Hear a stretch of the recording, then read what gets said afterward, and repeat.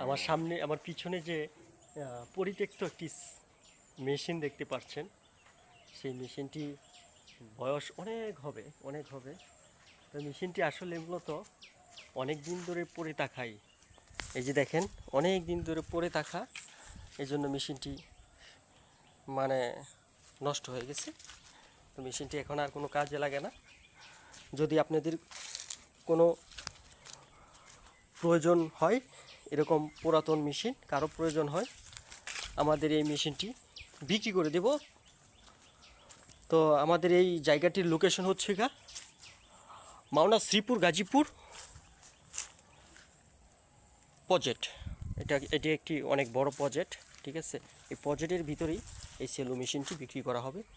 যদি কারো প্রয়োজন হয় আমাদের কাছ থেকে নিতে পারেন, কোনো সমস্যা নাই। আমরা এই মেশিনটি খুব সীমিত দামে বিক্রি করে দেব।